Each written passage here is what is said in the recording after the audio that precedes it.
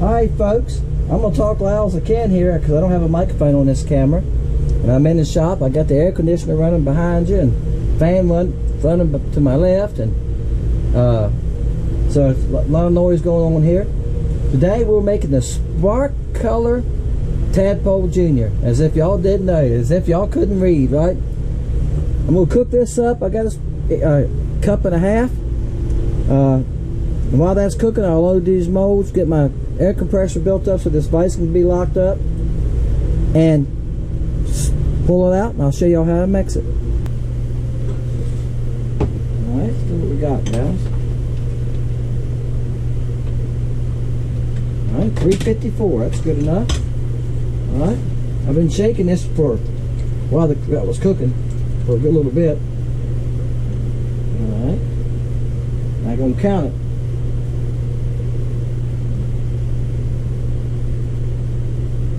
Alright, should be right at it. That's a fluorescent yellow. It's not chartreuse. Now somebody's going like, what's the difference? It looks like chartreuse, okay? This is chartreuse, okay? And my label's wearing off, but I rewrite it here. It's fluorescent yellow. So it's a little deeper in color. It's not quite as bright as far as the chartreuse green color, so it's more of a yellow. But it's fluorescent yellow. Alright. Now, I add, this is 008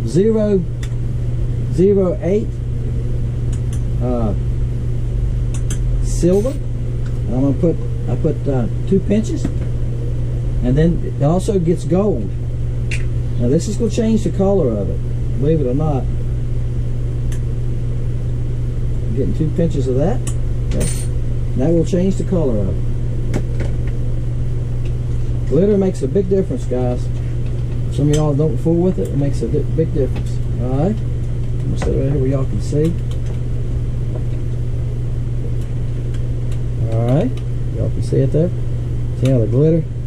Yeah, she's shiny. That's what it's all about. It's a color that will draw their attention. Okay? With the glitter and stuff. Now I gotta reheat it. That's the main thing about crappie baits, guys. When you go from certain colors, you go into something they can see. If you go to a green pumpkin like that, which I call brim because I have a lot of glitter in it, or you go to this is a killer, right? I've been playing with that in the chaos. See how it's been shooting, because I've been making killer baits lately. I've been filling an order for a bait shop. I've been on that for 2 days just making them. I've been 2 nights packing baits. Last night to after 11, and I've been out most of the morning this morning getting them situated, getting them counted, getting them packaged to centering. All that takes time, doesn't it, guys? Now let me heat this back up. When I get it ready, I got the 2 molds right here. I don't have but 2 molds for the junior bait, Tadpole Jr., and we're going to shoot it. Okay, guys. I don't need much, but I'm going to go ahead. The reason I made so much, I could have made a half a cup just for this.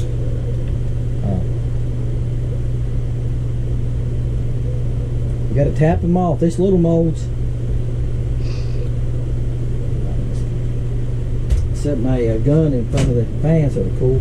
These little molds would suck down fast, guys. You know, this chaos has a huge cavity. All right, and I get a lot of waste because there's so much, especially on dual colors. Well, some of these small baits molds this mold could have stood a 1/4 inch more. If he'd have made it a 1/4 inch taller, made the mold a 1/4 inch taller, and made that insert, I don't know the correct name for it, it's a runner spout, a 1/4 inch deeper right here. Port. It's called a port, I reckon. I really don't know what they call them, but never thought much about it. This I'm talking to y'all about it, but you can see on this mold right here. See that? And that's fine. That's plenty. See how much difference is in it. This is made by the same company that made this one. This one don't have as much. It could stood just a little bit more, and you wouldn't have to go back and add plastic to it all the time, would you? But if you don't add plastic to it when it's sucking down, the first bait or two will get air in the nose, and they're no good. You're not making but 10 at a time in each mold.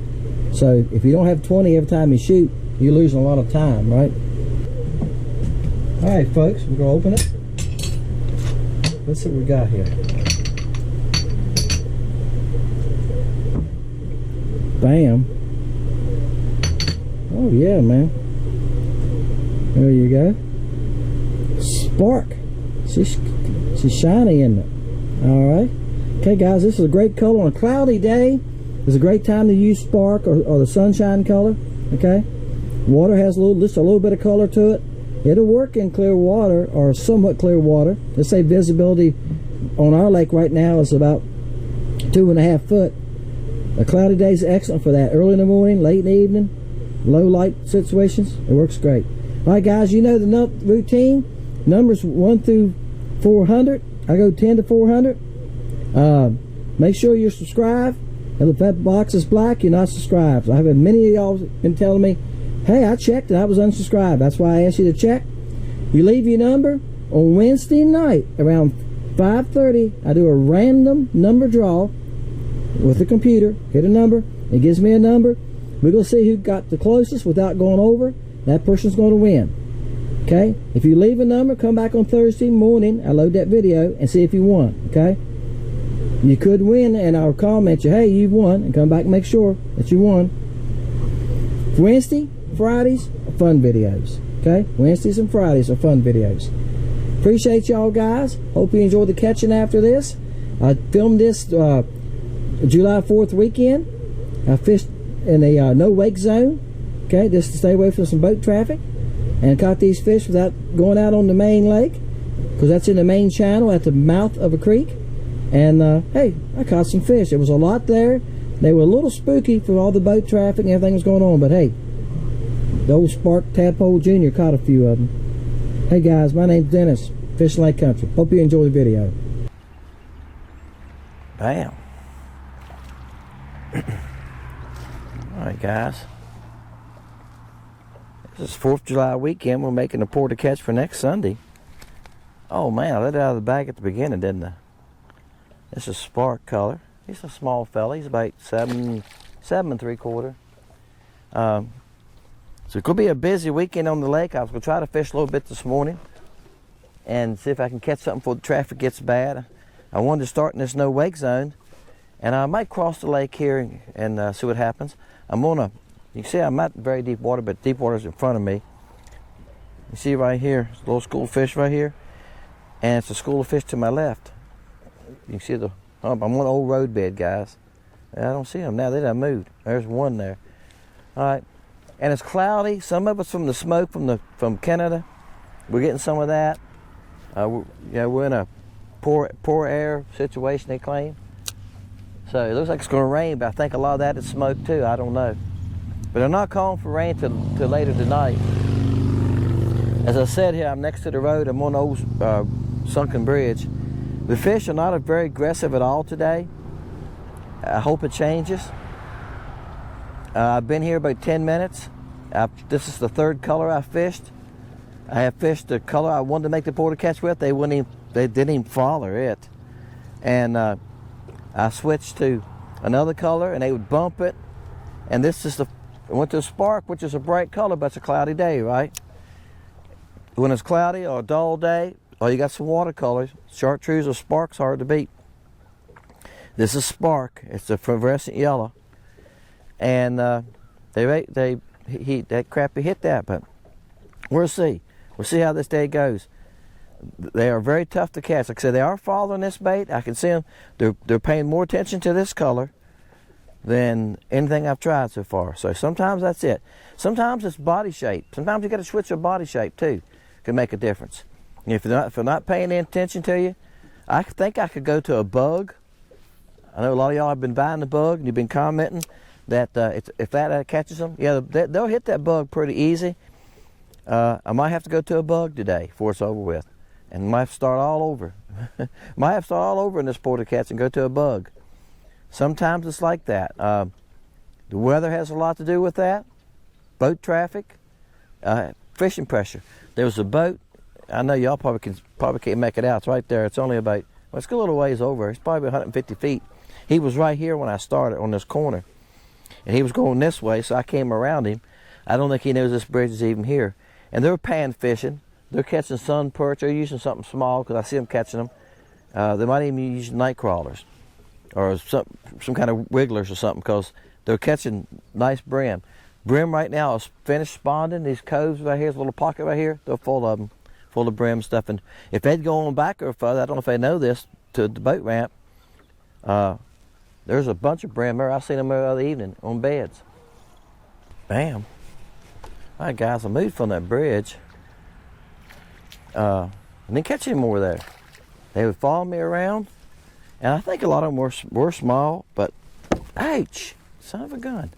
You ever had the fish flop and the bait come out of his mouth and stick you in the hand? That felt good.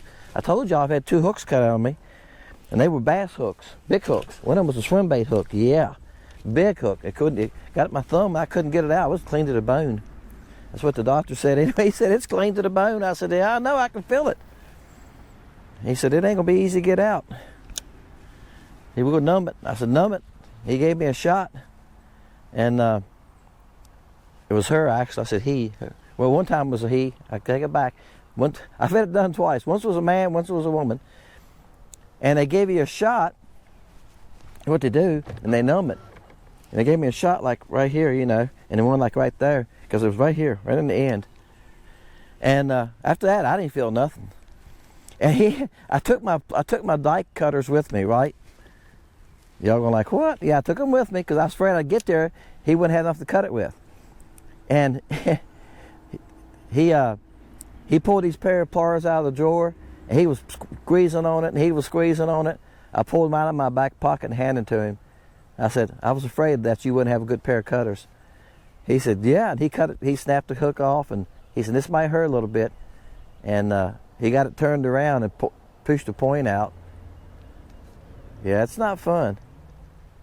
But hey, you got to be careful. That little hook right there, it's lucky it didn't, you know, because I grabbed the line. And y'all know I usually grab the fish by the mouth. Put my finger in his mouth, and that's why I do that. Because you grab that line a lot of times and the hook comes out of the fish's mouth. What's it do? Yep, it slingshots right back up to your hand. If I get to hook them, guys, I can't hook them sometimes. I done had 3 or 4 bites, I just not hooking them. I don't know if it's because they're not hitting heavy. They said the bite is not aggressive today. It's not one of those days where you're going like, boy, I'm going to catch a bunch today. And there's quite a few fish here. I'll show you. It's probably, it's at least 20 on a stump. I fished this spot. Wow, now this one was, he wanted it. Maybe got tired of seeing it. There you go. He's about 11 inches. I shouldn't have put the pliers on it, but look, guys, I busted with the pliers. I done that because I get tired of trying to get it out of there. So I grabbed the bait and all, but the only advantage of that is I know the guy that makes the baits. And usually he has some more of them. Usually. There they are. Spark. And I got these bag. I've got Tweety birds in this bag and juniors. Now I'm using a junior because the fishing is tough, and I figured it was going to be a little tough today with the traffic, and it's been a lot of traffic this week. This is the first day I have fished this week. Y'all probably heard me say this Wednesday night. Some of y'all watched Wednesday night. I took this week off and been working on my house because I hadn't had time to do a lot to it this year with making baits and doing what I've done here and other things. So anyway, there it comes. I'll see what I've done. I've been working on my house. I've sealed my driveway this week, power washed my house, my garage, remulched all my beds, all my fire beds. Yeah. And last night I painted my bathroom. We painted my bathroom upstairs. I've been wanting to do that. And then I bagged a bunch of baits. And by the time I got down to bagging the baits, guys, it was almost 11 o'clock. Yeah, and I thought, hey, I said I was semi-retired and I'm working more now than I did before I was semi-retired. Bam. Wow, this don't act like a crappie. He's everywhere. There it is. Oh, I can see why now. Now, I'll tell you what, it takes a good fisherman to do that. Well, that tells me something different right there. Come here. Ouch! I felt the hook. My mind is made up today to get a hook in me, I think. I'm sorry, fish.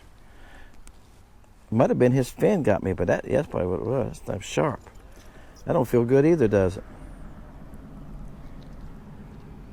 He wasn't gonna get that out that easy, was it? Am I gonna tear up another bait, guys? Do y'all go through my baits this fast? I just tore his tail off of it. Alright, guys, I got him off. It didn't hurt him.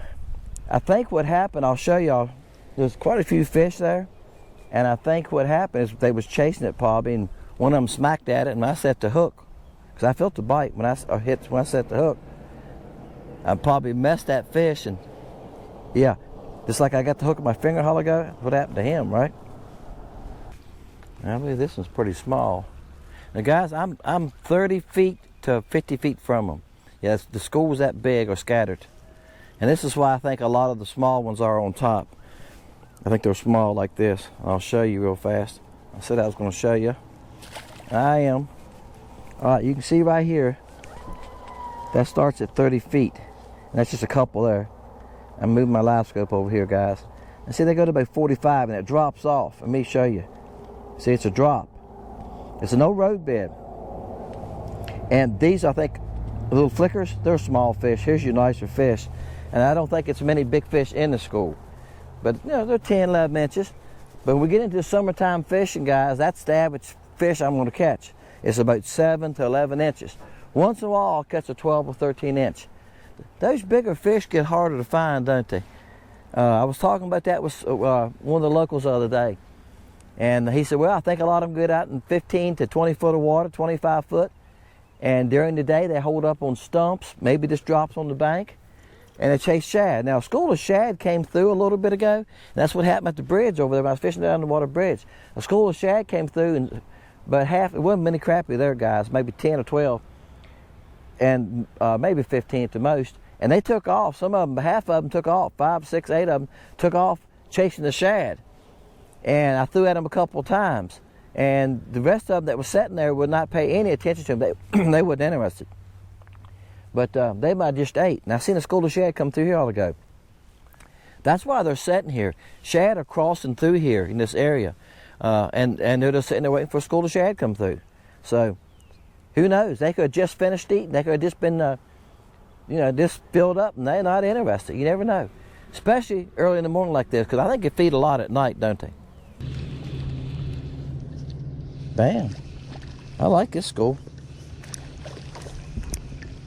And sometimes, guys, that's why you move. That's why you go from, we'll leave a spot. I don't, the spot I just left, I showed y'all was at least 30 fish there. But I caught a couple of them. The rest of them just wanted to follow me. He's a nice fish. He's about 11 inches. If they're not feeding and they're not interested, you're not going to make them bite. This live scope right here does not make them bite. I hear that from a lot of people. Well, you got a live scope. You go out and just catch them. No. You just seen me leave a spot. I fished the bridge and caught one. And I was about 15 or 20 there on a spot. I went to the road bed and it was probably 30 there. What did I catch there? 2 or 3? One of those got snatched, right? And now I've caught 3 here and about 4 casts. See, the live scope's not making them bite. What's making them bite is this school's aggressive. The one at the bridge might have done fed up last night and done caught, done ate a bunch of shad. The ones on the road bed might have done been eating all morning. This school might have maybe not have had a school of shad or bait fish come through for a while. They done got a little hungry. So all that makes a difference, guys. on whether or not you go catch fish or not.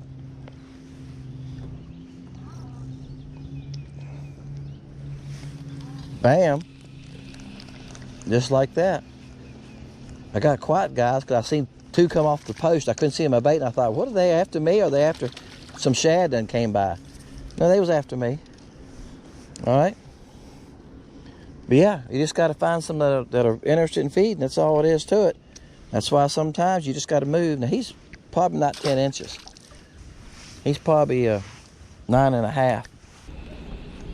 Bam. Yeah, I moved, guys. I cut a couple off that road bed and still in the same no wake zone. Kind of hanging this no wake zone this morning. I'm not going to fish long. I'm going to make this video because I got to have it for next Sunday, not this Sunday.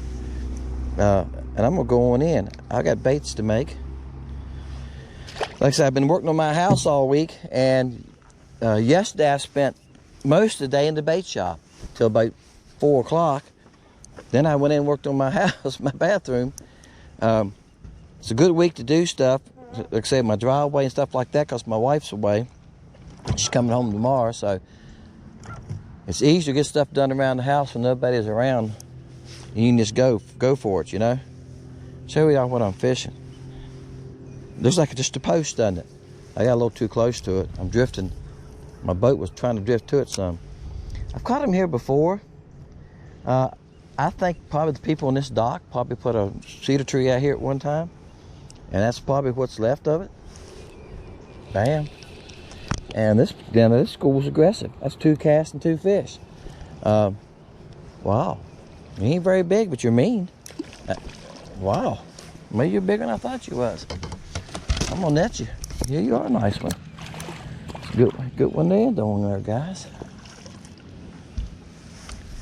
But the little Tadpole Jr, when the fishing's tough, that and the Tweety bird, I couldn't decide which one to take off with this morning. I tried the Tweety bird in a different color, and I couldn't catch a fish on it. Like I said, I used 3 colors before I went back to this one. Now, somebody's gonna say, Dennis, you made a video with Spark a while back. I don't think I have, but I could have. But I gotta make it, guys, with whatever the fish want to bite. That's a nice fish, guys. There you go. Look at that. Bam. All right. This is the Spark Tadpole Jr. Okay. That's what it is. Good fish, guys. He's probably 12 inches, isn't he? I'm checking to sure y'all recording. All right, guys. You know the routine. I said the routine at the beginning of the video, right? On the shop part. I gave you the routine. 1 through 400. Make sure you're subscribed. If that subscribe button's black, you're not subscribed, okay? Make sure you're subscribed. Wednesday night, I did make a random number video. When I make the random number video,